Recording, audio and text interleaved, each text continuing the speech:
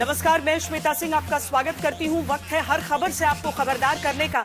Iran में हिंसक प्रदर्शन की वजह से भारत सरकार ने आज नागरिकों के लिए एडवाइजरी जारी की है। इसमें कहा गया है कि जो भी भारतीय नागरिक, चाहे वो छात्र हो, तीर्थयात्री हो, व्यापारी हो या पर्यटक, इस समय ईरान में है, उन्हें जल्द से जल्द वहां से निकल जाना चाहिए। ईरान में क्या बड़ा नरसंहार हुआ है, दुनिया की इस बड़ी खबर पर हम आपको आगे खबरदार करेंगे। साथ ही एक वीडियो अभी दिखा रहे हैं, पूरी कहानी भी आगे बताएंगे, क्योंकि उत्तर प्रदेश में सरकारी अस्पतालों में सिर्फ नेता या अधिकारी ही नहीं, बल्कि चूहों ने भी औचक निरीक्षण की ठान ली।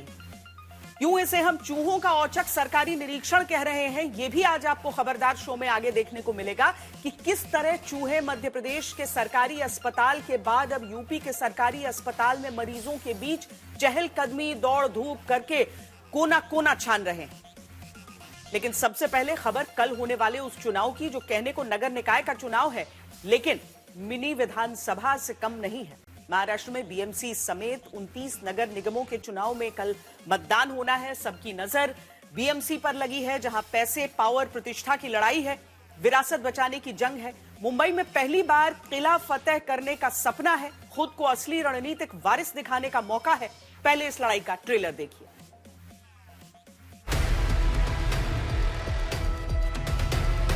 मुळात मी आणि उद्धव आम्ही दोघे जण एकत्र येण्याचं सगळ्यात महत्वाचं कारण म्हणजे या मुंबईवरती आलेलं संकट। मराठी माणसावर खतरा दिसतोय। तर 30 वर्ष तुम्ही काय कंचे खेळत होता आणि मराठी माणसासाठी, हिंदूंसाठी आणि महाराष्ट्रासाठी एक ताकद बनून उभे राहिलेलं आहे। उनकी राजनीति खतरे में आई है, उनकी पार्टी खतरे में आई है, इसलिए ये साथ में आए हैं। ठाकरे फैमिली सक्षम है, अगर उनके ऊपर कोई खतरा है। महायुति की जीत पक्की है।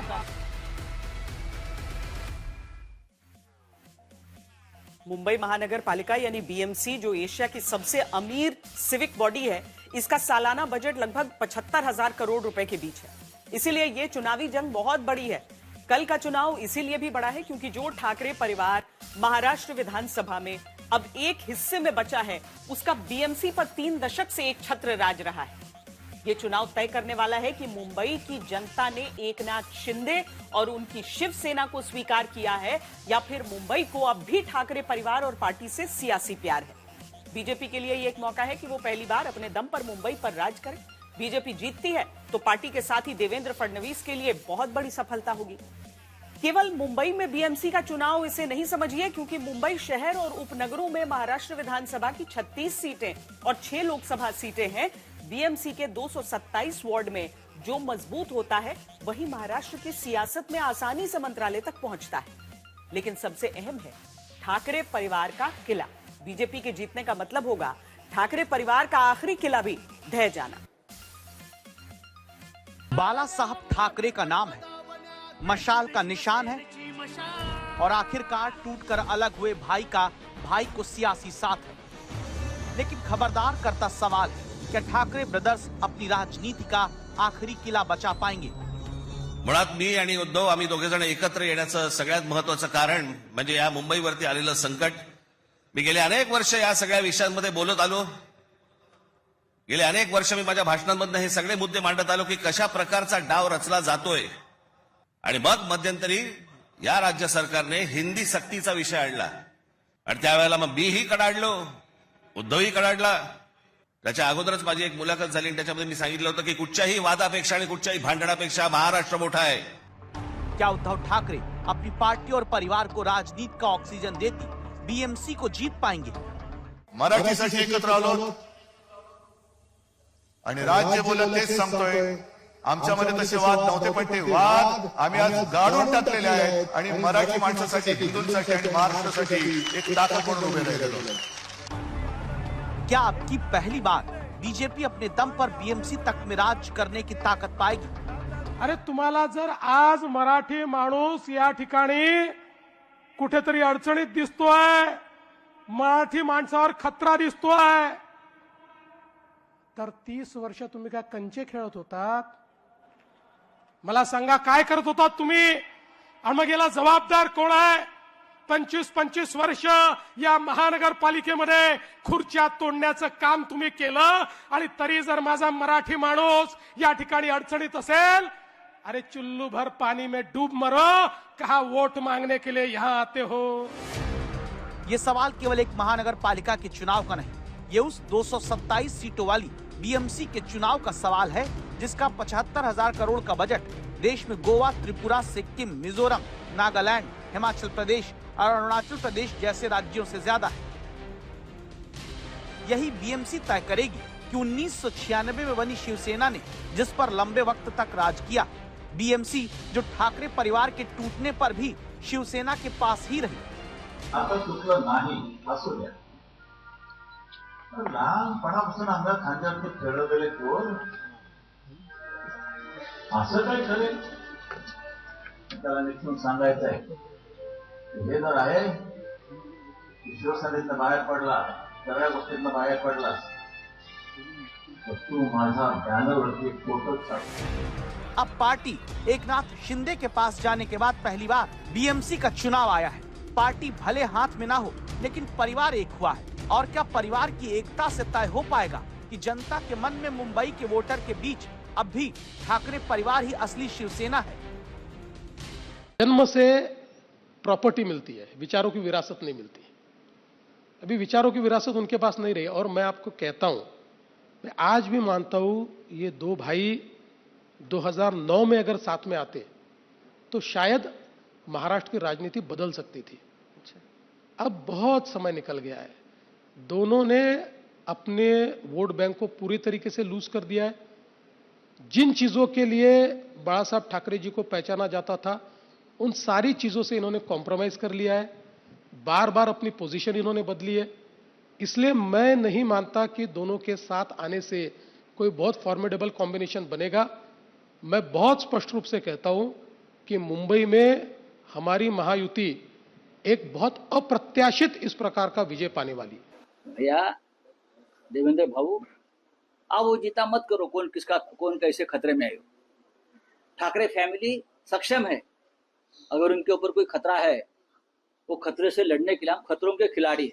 आप जैसे डरपोक लोग नहीं है, हमारे गुंडों की पार्टी नहीं है, हमारी बोगस लोगों की पार्टी नहीं है। हमको चुनाव जीतने के लिए बोगस वोटर लिस्ट नहीं बनानी पड़ती है, हमको पैसा नहीं बांटना पड़ता आप जैसे। मुंबई महानगर पालिका में वोटिंग से चंद घंटे पहले राज ठाकरे और उद्धव ठाकरे परिवार के साथ मुंबई के प्रसिद्ध मुंबा देवी मंदिर में दर्शन करने जाते हैं। उद्धव ठाकरे अपनी पत्नी और बेटे आदित्य ठाकरे के साथ, तो राज ठाकरे अपनी पत्नी, बेटे अमित ठाकरे और बहू के साथ मुंबा देवी मंदिर पहुंचे। ठाकरे परिवार को इस चुनाव में सबसे ज्यादा आशीर्वाद की जरूरत भी है, क्योंकि 1966 में बाल ठाकरे ने शिवसेना बनाई और 1968 में पार्टी ने बीएमसी के पहले ही चुनाव में 140 में से 42 सीटें जीत ली।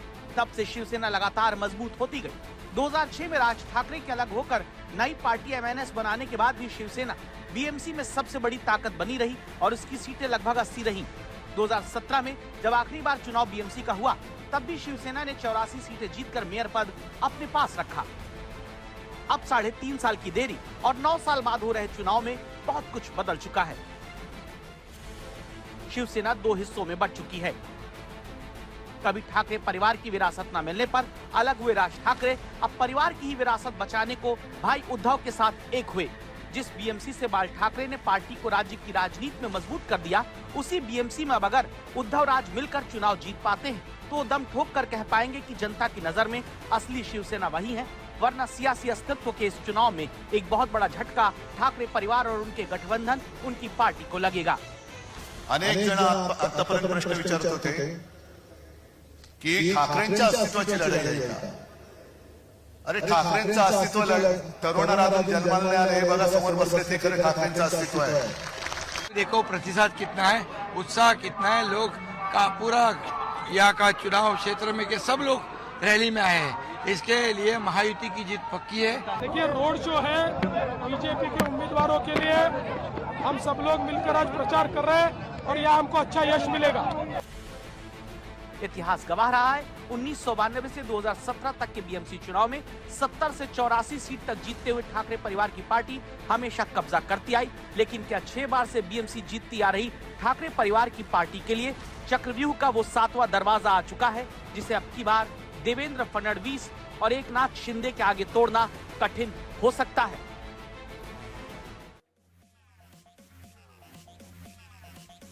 अब जमीनी स्तर की बात करें तो 69 सीटों पर शिवसेना, यूबीटी और शिंदे की शिवसेना के बीच सीधा मुकाबला है। इससे शिवसेना की विरासत का असली दावेदार तय हो सकता है। वहीं शिवसेना, यूबीटी यानी उद्धव ठाकरे की पार्टी की 97 सीटों पर बीजेपी से भिड़ंत हो रही है। पता चलेगा कि बीजेपी की ठाकरे परिवार के सामने मुंबई में कितनी ताकत है। वहीं शिंदे की शिवसेना का सामना 18 सीटों पर एमएनएस से होना है और बीजेपी का राज ठाकरे की पार्टी एमएनएस से लगभग 35 सीटों पर कड़ा मुकाबला देखने को मिल सकता है। इन सब के साथ ही हिंदू स्वाभिमान, मराठी मान की जो राजनीति ठाकरे परिवार ने शुरुआत से की है, उसका मुंबई के मैदान में फैसला भी होना है। Never once you have actually shown any sympathy for Hindus. I am a Hindu, a mad Hindu. बाल ठाकरे का ये अंदाज उन्हें हिंदू हृदय सम्राट बनाता था। ये वो दौर था जब बाल ठाकरे महाराष्ट्र में मराठीमान और हिंदू स्वाभिमान की सियासत के साथ सबसे मजबूत राजनीतिक स्तंभ अपने दल को बना देते हैं। मराठी के ऊपर ही हमने शुरुआत की शिवसेना की और हम मराठी कभी बोल नहीं सकते। शिवसेनेचे पक्ष प्रमुख हार्ड हिंदुत्व और कोर मराठी वाली राजनीति के साथ जो शिवसेना चली, उसी के दम पर महाराष्ट्र की राजधानी मुंबई के मिनी विधानसभा कहे जाने वाले बीएमसी चुनाव में साल दर साल ठाकरे परिवार का कब्जा होता है। तर ही निवडणूक ही ठाकरे बंधूंची नाहीये। आम्ही असे अनेक विजय सुद्धा मिरवलेले आहेत, पराभव पचवलेले आहेत। आजोबा जेव्हा लढत होते तेव्हा तर ते निवडणुका लढतच नव्हते। शिवसेना प्रमुखांनी कधी निवडणूक नाही लढवली। आमची तळमळ आहे ही तुमच्यासाठी आहे। बाल ठाकरे के ही सिद्धांत पर अब कैंपेन राज ठाकरे और उद्धव ठाकरे बीएमसी चुनाव प्रचार के दौरान चलाते दिखे। मध्ये आम्ही हिंदू आहोत आणि महाराष्ट्रामध्ये आम्ही मराठी आहोत। इस बात पर जोर दिया जाता रहा कि बाल ठाकरे की विरासत और सियासत सब कुछ राज और उद्धव के साथ ही है।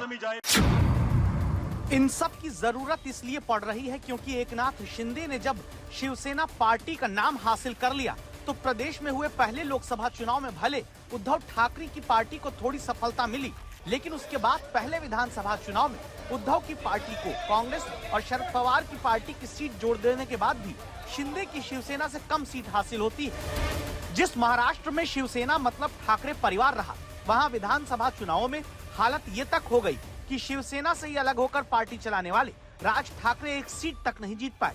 यहाँ तक कि राज ठाकरे के बेटे माहिम में तीसरे नंबर पर रहे। वर्ली सीट पर तब उद्धव ठाकरे के बेटे आदित्य की जीत का अंतर पहले के मुकाबले घट गया। ऐसे में ये मुंबई की बीएमसी का ही चुनाव है, जहां एक बार फिर परिवार और पार्टी दोनों के राजनीतिक भविष्य पर सवाल है। अनेक जण आतापर्यंत प्रश्न विचारत होते की ठाकरेंच्या अस्तित्वाची लढाई आहे का? अरे ठाकरेंचं अस्तित्व तरुणाला अजून जन्माला नाही आलं, हे बघा समोर बसले ते खरं ठाकरेंचं अस्तित्व आहे। अरे मराठी माणसाच्या अस्तित्वाची लढाई नाहीये, तुमचं अस्तित्व पणाला लागलेलं आहे। आणि म्हणून पुन्हा एकदा सांगतो, तुम्ही म्हणजे मराठी नाही, तुम्हीच म्हणजे महाराष्ट्र नाही, तुम्ही म्हणजे मुंबई नाही, मुंबई म्हणजे ही बसलेली जनता आहे, मराठी म्हणजे ही बसलेली जनता आहे। राज ठाकरे अपने भाई उद्धव के मुकाबले ज्यादा आक्रामक दिखते आए। कहते आए कि उत्तर प्रदेश और बिहार से आए लोगों को महाराष्ट्र में हिंदी थोपने की कोशिश नहीं करनी चाहिए। पहिला मराठी ठसा हे ठाणं आपलं आहे, हे ठाणं टिकवणं, यानी जो आराखडा आखलेला आहे तो सगळा उद्ध्वस्त करणं हे तुमच्या हातामध्ये आहे। नाही तर उद्या आमच्या पोलीस खात्यामध्ये देखील या बाहेरच्या राज्यांमधली लोक भरली जाणार, आमच्या महानगरपालिकांमध्ये देखील बाहेरच्या राज्यातली लोक भरली जाणार। मराठी मानुष, हिंदू और महाराष्ट्र के लिए मतभेद भुलाकर उद्धव ठाकरे के साथ एक होने की बात करने वाले राज ठाकरे का बीजेपी के नेता अन्नामलाई के बयान पर जुबानी जंग छिड़ना इस चुनाव में हमेशा याद रखा जाएगा। काल परवाकडे कोणतरी एक तामिळनाडू बंद रसमलाई आली होती, तो सांगतो मुंबईचा आणि म्हणजे महाराष्ट्राचा संबंध काय? तुझा काय संबंध आहे इथे याचा?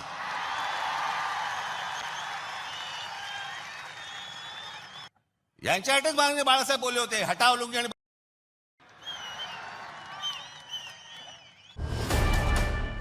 बीएमसी चुनाव के दौरान मुसलमान मेयर, हिंदू मेयर और मराठी मेयर के बयानों की लड़ाई खूब चली। शुरुआत ओवैसी की पार्टी से हुई, जिसे पकड़कर देवेंद्र फडणवीस ने घेरा।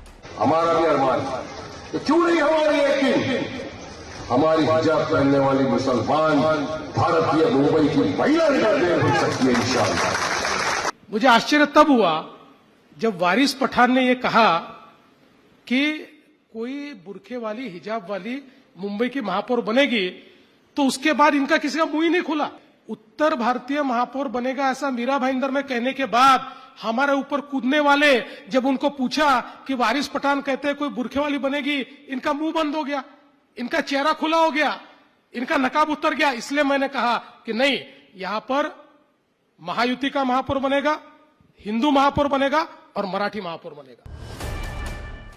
बीएमसी चुनाव के दौरान मुसलमान मेयर, हिंदू मेयर और मराठी मेयर के बयानों की लड़ाई खूब चली। शुरुआत ओवैसी की पार्टी से हुई, जिसे पकड़कर देवेंद्र फडणवीस ने घेरा। मराठी अस्मिता वाला भरोसा अब की मुंबई में किसकी तरफ जाएगा?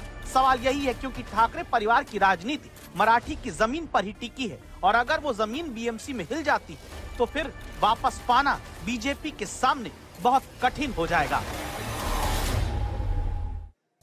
एक बहुत ही मशहूर विज्ञापन की लाइन है, भैया ये दीवार टूटती क्यों नहीं।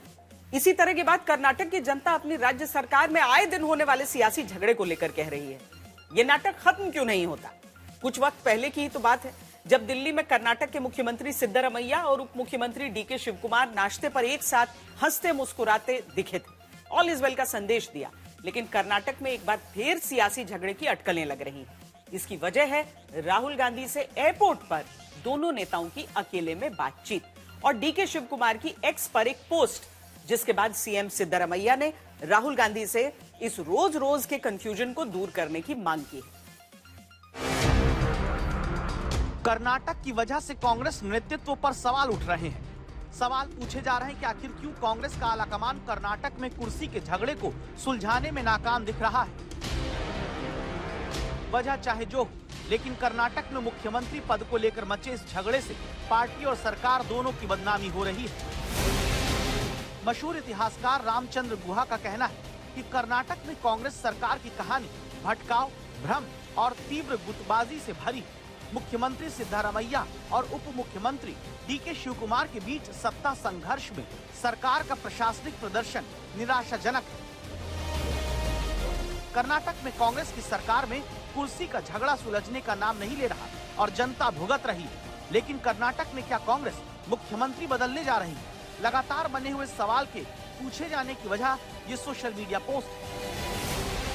कर्नाटक के डिप्टी सीएम डीके शिवकुमार ने नेता प्रतिपक्ष राहुल गांधी से मुलाकात के बाद ये पोस्ट करके एक बार फिर से राज्य की राजनीति में अटकलों को हवा दे दी।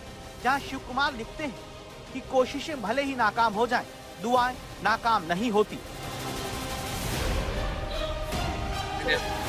उनके संदेश को हालिया राजनीतिक घटनाक्रम से जोड़कर देखा जाता है, क्योंकि ये पोस्ट मंगलवार को मैसूर एयरपोर्ट पर राहुल गांधी और डीके शिवकुमार के बीच हुई इस छोटी सी मुलाकात के बाद सामने आई। जिस तरह से राहुल गांधी से बातचीत के तुरंत बाद डीके शिवकुमार ने संदेश दिया, उसके बाद कर्नाटक में मुख्यमंत्री बदलने की अटकलें फिर शुरू हो जाती हैं। हालांकि बाद में डिप्टी सीएम डीके शिवकुमार ने इस विवाद का ठीकरा मीडिया पर ही फोड़ दिया। मैं कांग्रेस अध्यक्ष हूं और वो विपक्ष के नेता हैं। हम अपनी सारी बातचीत आपको नहीं बता सकते। आप लोग बेवजह अटकलें लगाकर मुद्दे खड़े कर रहे हैं। उनकी तरफ से कोई संदेश नहीं था। उन्होंने हमें अच्छा काम करने को कहा है। हमने उन्हें MNRGA के बारे में और इसे लागू करने की हमारी योजना के बारे में जानकारी दी है। कर्नाटक में कुर्सी का झगड़ा सिद्धरमैया के 2.5 साल मुख्यमंत्री के रूप में पूरा करने के बाद से ही चल रहा है। कहा जाता है कि डीके शिवकुमार कथित वायदे के मुताबिक अब मुख्यमंत्री पद की कुर्सी चाहते हैं, लेकिन सिद्धरमैया इसके लिए तैयार नहीं। यही वजह है कि दोनों नेताओं को कुर्सी की दौड़ दिल्ली दरबार तक ले जा चुकी है, पर फैसला नहीं हुआ और एक बार फिर कोई झगड़ा नहीं है, हम सब एक हैं कहने की जरूरत आन पड़ी। Unity will continue, we are together, myself and the president of the KPCC and Deputy Chief Minister, Mr. D.K. Shivakumar, and myself are single. We are you are united.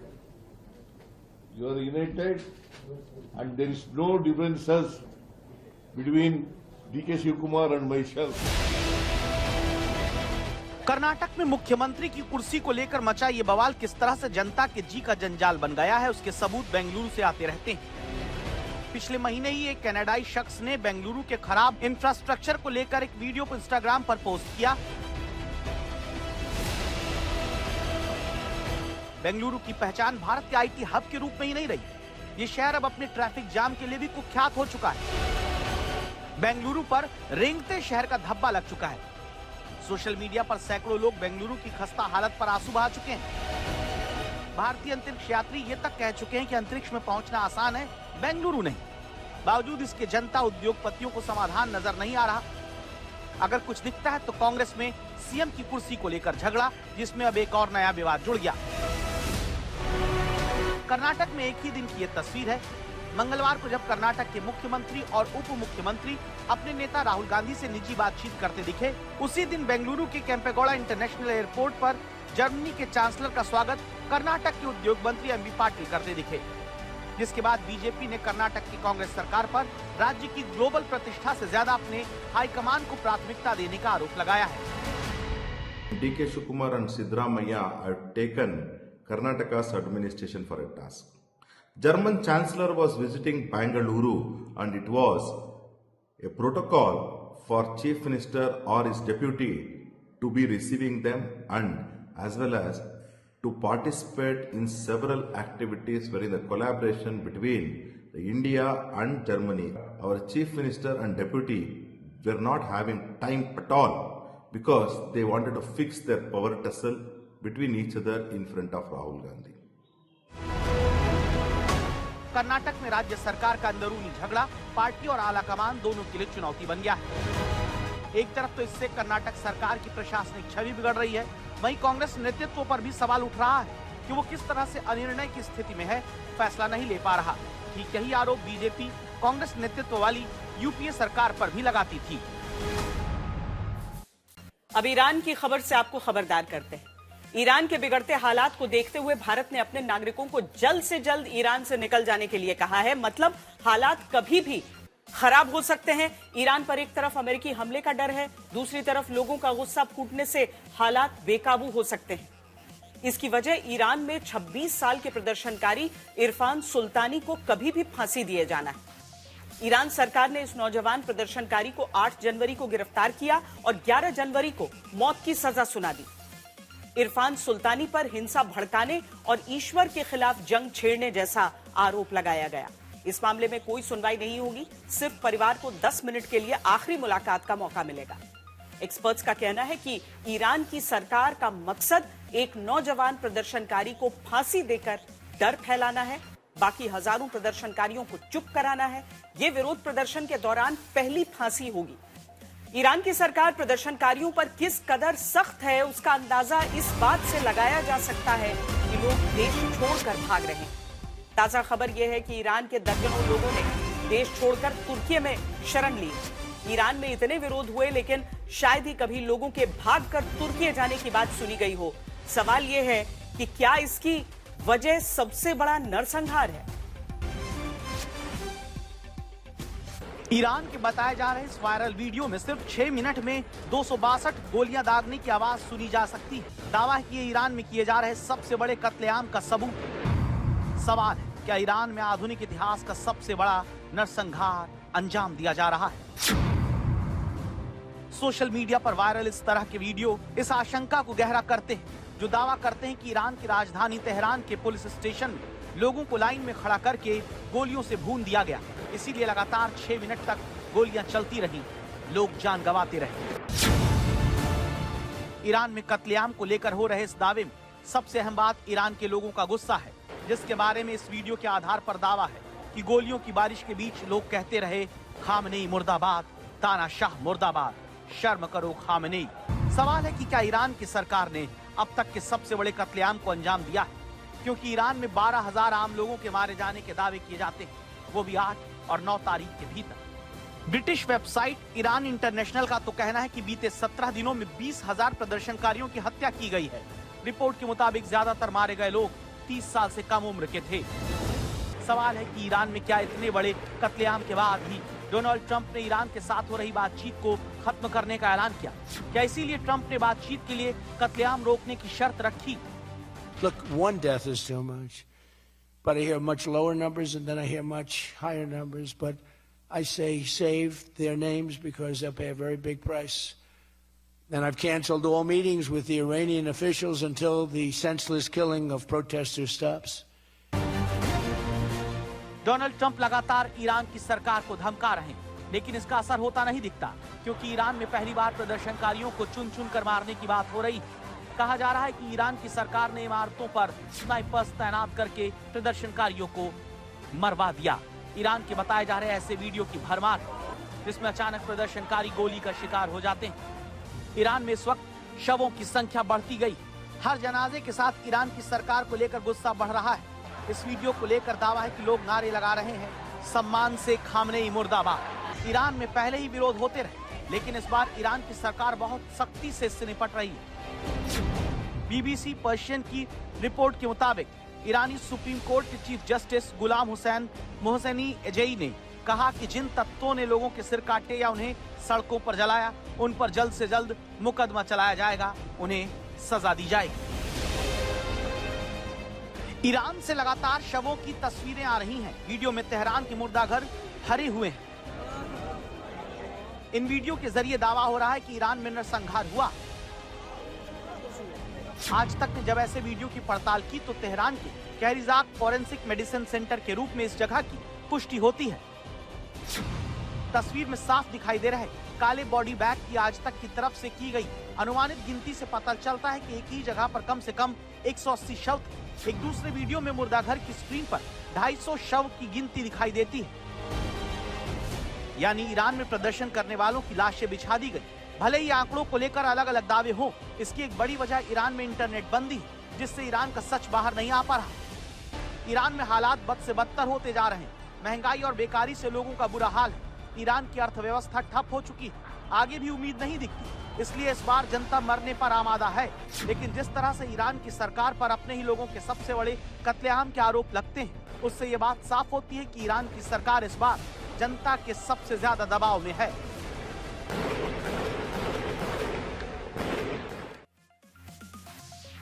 Iran के सभी 31 प्रांतों में अब तक 600 से ज्यादा विरोध प्रदर्शन हो रहे हैं। मरने वालों की संख्या भले ही अलग अलग हो, लेकिन एक बात को लेकर आम राय है कि ईरान के हालिया इतिहास का ये सबसे हिंसक दौर है।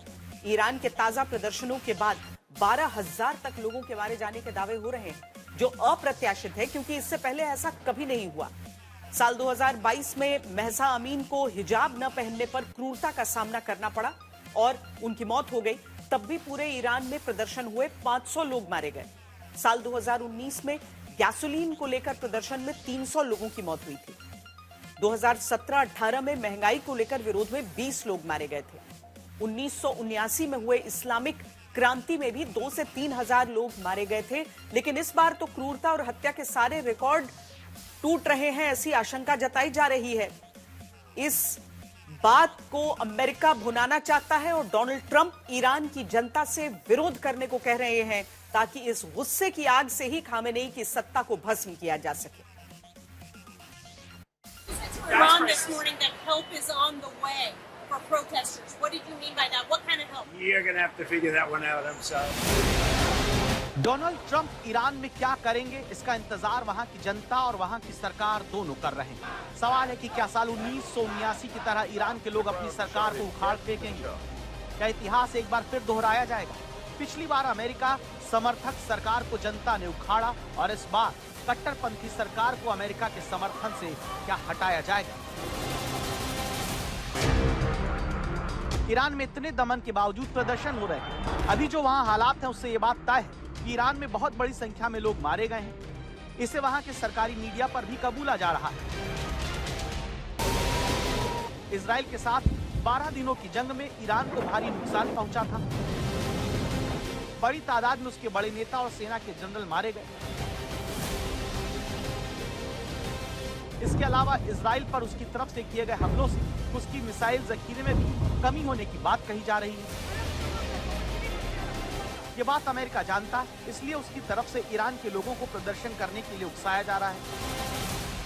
Iranian patriots keep protesting, take over your institutions if possible, and save the name of the killers and the abusers that are abusing you. You're being very badly abused. America की तरफ से बार बार लोगों को प्रदर्शन करने के लिए कहना उसकी रणनीति का नतीजा है, क्योंकि अमेरिका को लगता है कि ईरान की सरकार कमजोर हो गई।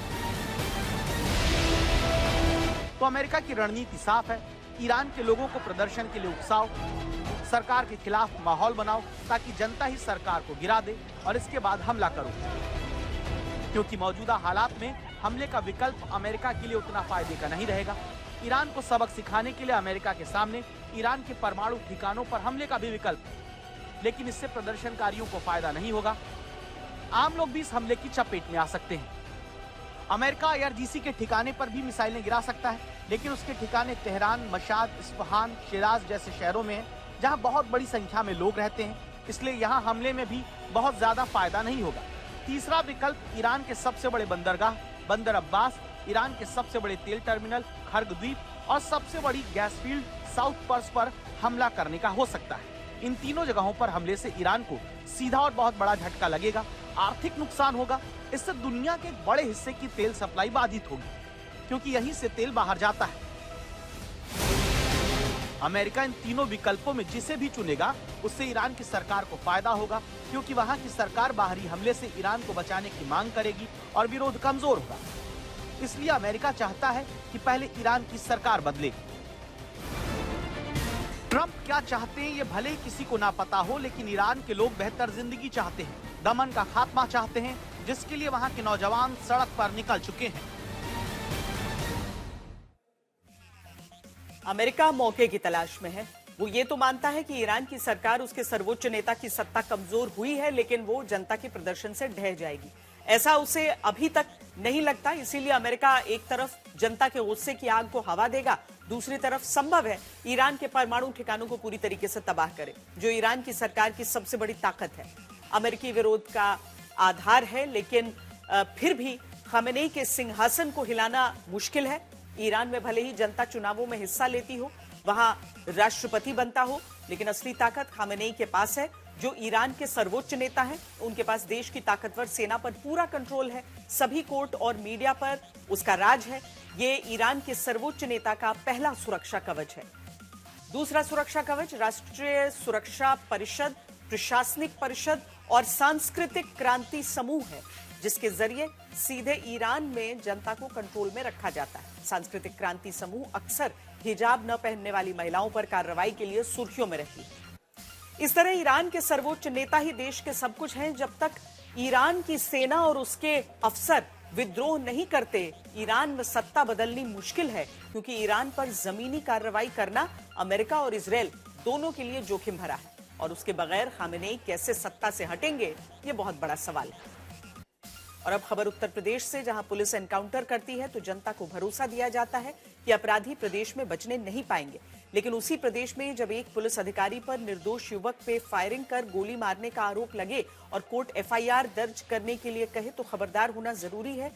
जब एनकाउंटर करके वाहवाही बटोरने वाली महिला दारोगा बाद में रिश्वत लेते रंगे हाथ पकड़ी जाए, तो भी खबरदार होना जरूरी है। माफिया मुक्त और दंगा मुक्त प्रदेश बनाने का कार्य ये उत्तर प्रदेश के अंदर किया गया है। हर बेटी को हंसते हुए आगे बढ़ने के लिए एक उचित प्लेटफॉर्म उपलब्ध करवाया है कि एक बेटी भी स्कूल जा सकती है, बाजार जा सकती है, भय मुक्त वातावरण में जा सकती है।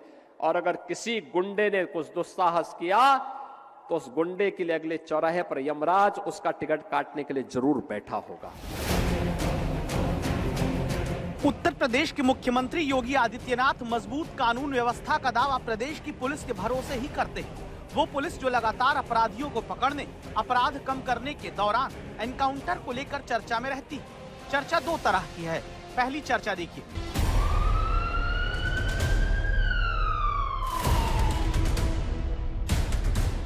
जिला जालौन आरोप गो तस्करी का, 2 आरोपी मुठभेड़ में घायल होते हैं।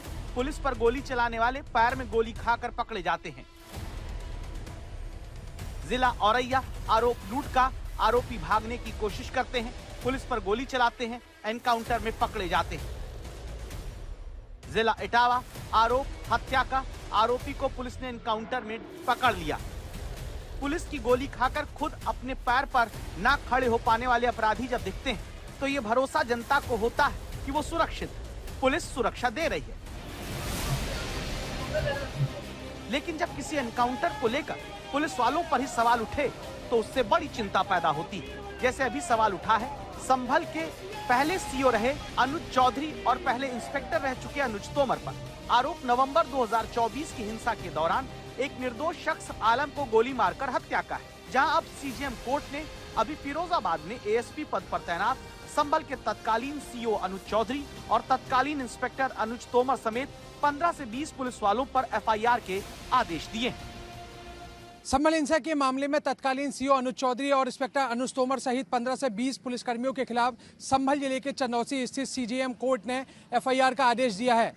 एक शख्स यामीन ने अदालत में प्रार्थना पत्र देकर आरोप लगाया था कि जब उसका बेटा आलम 24 नवंबर को उस इलाके में बिस्किट बेचने गया था, तभी उस दौरान अनुज चौधरी और इंस्पेक्टर अनुज तोमर सहित जो पुलिसकर्मी थे उन्होंने जान से मारने की नीयत से फायरिंग की और उस दौरान उनके बेटे आलम को 3 गोलियां लगीं। इस पूरे प्रार्थना पत्र को अदालत ने स्वीकार करते हुए अब इंस्पेक्टर अनुज तोमर और सीओ अनुज चौधरी के खिलाफ एफआईआर करने का आदेश दिया है। हालांकि कोर्ट के इस आदेश के बाद संभल जिले के एसपी साफ कहते हैं कि एफआईआर दर्ज नहीं होगी। एसपी का कहना है कि हाईकोर्ट में इस आदेश को चुनौती दी जाएगी। दूसरी खबर उत्तर प्रदेश के गाजियाबाद जिले से, जहां पुलिस की गिरफ्त में अपना मुंह छिपाकर चलने वाली ये वो महिला पुलिस अधिकारी हैं जो एनकाउंटर करके ही चर्चा पाई।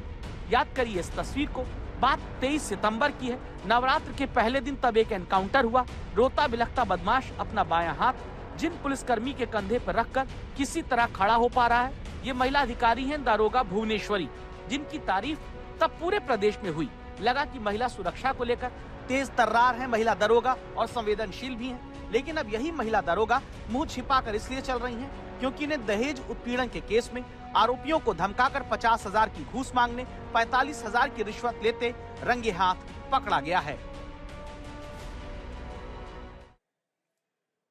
आज तक खबरदार करता है तो 24 घंटे से भी कम वक्त में सरकार एक्शन लेती है। कल मंगलवार को यही वक्त था जब हमने कहा कि राजस्थान मुख्यमंत्री ध्यान दें, क्योंकि आईटीआई के जूनियर इंस्ट्रक्टर भर्ती में चयनित बेरोजगार बधाई पत्र पाने के बाद भी नियुक्ति नहीं पा रहे। आज तक के खबरदार करते ही आज जबकि सरकारी छुट्टी थी तब भी मुख्यमंत्री भजनलाल शर्मा ने तुरंत आदेश निकलवाया। पोस्टिंग देने की सरकारी चिट्ठी जारी हो गई। 2,500 इंस्ट्रक्टर आज तक को शुक्रिया कहने लगे। वहीं हमने कल ही 2023 में चयन किए गए नर्सिंग ऑफिसर का भी मुद्दा उठाया, इसे भी सरकार ने सुना है। धरने पर बैठे नर्सिंग ऑफिसर को कल बातचीत के लिए मुख्यमंत्री कार्यालय बुलाया गया है।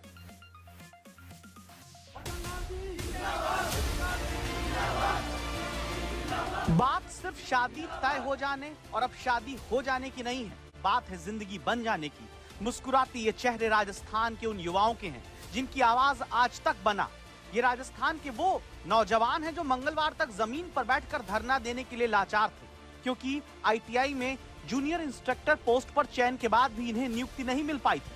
आज तक इनका मुद्दा उठाता है, सरकार तक रिपोर्ट दिखाकर आवाज पहुंचाता है, तो 24 घंटे से कम वक्त में इनकी आवाज भजनलाल शर्मा सरकार ने सुनी। मुख्यमंत्री ने सीधे निर्देश दिया है, तुरंत नियुक्ति देने का आदेश जारी हुआ है, जिसके बाद आज तक संवाददाता शरद कुमार के सिर साफा बांधकर आज तक का शुक्रिया ये बेरोजगार युवा करने लगे। करवाकर इनका बहुत बहुत शुक्रिया, आज तक चैनल का बहुत बहुत शुक्रिया, हम इनके हमेशा आभारी रहेंगे। आज तक ने मुद्दा उठाया तो मुख्यमंत्री भजनलाल शर्मा ने तुरंत फैसला लिया। छुट्टी के दिन पोस्टिंग निकालने का सरकारी आदेश आ जाता है, युवाओं को अब नौकरी मिलना तय हो जाता है। मकर संक्रांति के दिन आखिरकार नौकरी मिल गई। ये कनिष्ठ अनुदेशक हैं जो पिछले 3 दिनों से लगातार धरने पर बैठे हुए थे दफ्तर के बाहर कि इन्हें बधाई पत्र तो मिल गया था मगर नौकरी नहीं मिल रही थी। हमने आज तक पर यह खबर दिखाई थी कल ही, और आज छुट्टी के दिन इन्हें आदेश जारी हुआ नौकरी मिलने का। चेहरे उदास थे, आज खिले हुए हैं। जी सर, ये मकर संक्रांति के पर्व पर माननीय मंत्री महोदय जी की तरफ से हमें तोहफा दिया गया। इसके लिए मैं शुक्रगुजार हूँ साहब का।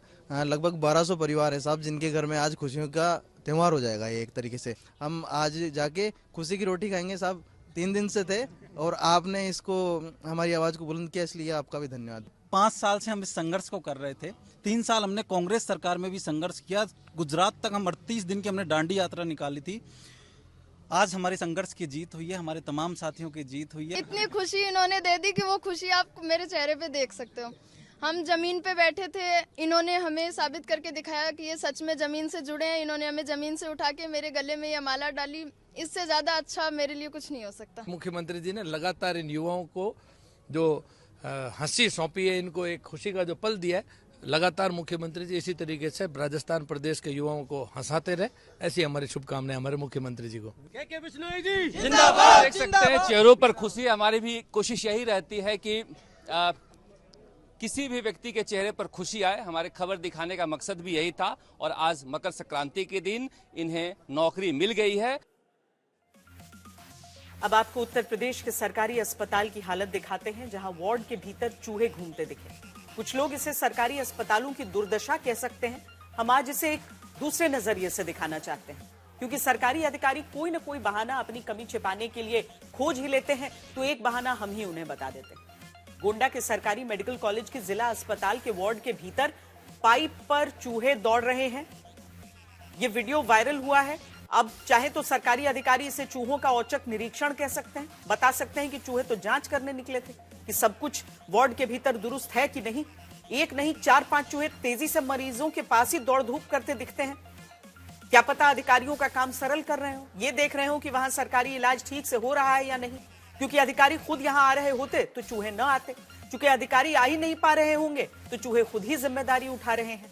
लेकिन अब अधिकारी कह रहे हैं कि बिल्डिंग पुरानी है, वो तो चूहा रोकने की पूरी कोशिश कर रहे हैं, लेकिन कोशिश का नतीजा चूहे बता रहे हैं। ये चूहा मुसरी आवा करता मुसरी रखते रहते मुसरी ना खाली ये मुसरी छोट रही चूहा पे एक ठो दिखाते हैं। चूहे जो हैं ऑर्थोपेडिक वार्ड जो है हम लोगों का, उसमें ऊपर नीचे उतरते हुए चढ़ते हुए दिखाई दे रहे हैं, जिसको कि तुरंत हम लोगों ने संज्ञान में लेते हुए एक कमेटी बना करके इसकी जांच के आदेश दे दिए हैं, जिसकी हम लोग रिपोर्ट जो है 48 घंटे के अंदर आने की उम्मीद है, जिसको देख करके फर्दर आगे सख्त से सख्त जो भी कार्रवाई है वो हम लोग करेंगे। क्योंकि हम लोगों की ये बिल्डिंग जो है थोड़ा सा पुरानी है और लगभग 75 साल से ऊपर की बिल्डिंग है, तो रैट होल्स हैं, काफी रैट होल्स हैं, जिसको फिलअप भी कराया गया है। लेकिन और इनकी जो खिड़कियां और जालियां हैं वो थोड़ा जर्जर भी हो चुकी हैं, तो इस वजह से ये समस्या थोड़ा सा इसमें बनी हुई है। एक और बड़ी खबर, अमेरिकी सुप्रीम कोर्ट टैरिफ पर फैसला सुना सकता है। इस खबर पर और जानकारी के लिए हमारे साथ हमारी संवाददाता नलिनी शर्मा इस समय जुड़ रही हैं। नलिनी, क्या अपेक्षा की जाए, क्या इंडिकेशंस आ रहे हैं? मतलब अभी खबर आई है कि आज यूएस का सुप्रीम कोर्ट टैरिफ्स पे फैसला अपना नहीं सुनाएगा। दूसरी बार ये फैसला यूएस सुप्रीम कोर्ट की तरफ से डिले हो गया है। दूसरी डेट कब दी जाएगी वो हमें पता चलेगा। पर अगर हम अपने दर्शकों को थोड़ा सा समझा दें तो यूएस का जो सुप्रीम कोर्ट है वो अपने डिसीजंस देने से पहले इन केसेस की डिटेल्स ही देता जिसमें उसका डिसीजन आने वाला है। तो जब उनका वर्डिक्ट का प्रोनाउंसमेंट शुरू होता है तभी पता चलता है कि कौन से केसेस का डिसीजन आएगा। तो 3 अलग अलग केसेस पे आज यूएस के सुप्रीम कोर्ट की तरफ से डिसीजन आया है। तो 2 बार टलने का कोई कारण समझ आ रहा है नलिनी? श्वेता, देखिए अब ये कहा तो ये जा रहा है कि जितना वक्त लगेगा सुप्रीम कोर्ट को ये डिसीजन सुनाने में उतना ही बेहतर होगा ट्रंप और ट्रंप की सरकार के लिए, क्योंकि ऐसा हो सकता है कि अगर टाइम लगे तो फैसला उनके खिलाफ ना जाए। लेकिन अभी तक हमें अगली डेट नहीं बताई गई है कि अगला प्रोनाउंसमेंट कब होगा। अभी बस ये बताया गया कि आज टैरिफ्स का जजमेंट नहीं आएगा। और क्योंकि मैंने आपको बताया कि यूएस का सुप्रीम कोर्ट पहले से डिटेल्स नहीं डालता, ना ही अपनी वेबसाइट पे, ना ही किसी और मोड ऑफ कम्युनिकेशन से, कि कौन कौन से केसेस में जजमेंट आने वाला है किसी पर्टिकुलर दिन पे, तो जब तक जजेस अपनी पीठ पे बैठ नहीं जाते तब तक पता नहीं चलता कि कौन से केसेस में आएगा। तो अभी भी हमें सिर्फ अगली डेट पता चलेगी और उस डेट पे भी ट्रम्प का डिसीजन टैरिफ्स पे आएगा यूएस सुप्रीम कोर्ट का या नहीं, या एक और बार ये टाल दिया जाएगा, ये देखना रह जाता है। बहुत शुक्रिया नलिनी इस पूरी जानकारी के लिए। तो नलिनी बता रही है कि आज भी टल गया है फैसला, टैरिफ पर फैसला आना था। भारत की खासकर निगाहें हैं इस पर कि क्या सुप्रीम कोर्ट से, अमेरिका के सुप्रीम कोर्ट से निर्णय आता है टैरिफ के मामले पर, लेकिन आज भी यह मामला टल गया है। आखिर में खेल से जुड़ी अच्छी खबर, विराट कोहली आईसीसी रैंकिंग में नंबर 1 बल्लेबाज हो गए हैं। 4 साल बाद एक बार फिर वो इस पहले पायदान पर पहुंचे हैं। अभी के लिए इतना ही। देश और दुनिया की बाकी खबरों के लिए आप देखते रहिए आज तक और हरदम रहिए खबरदार।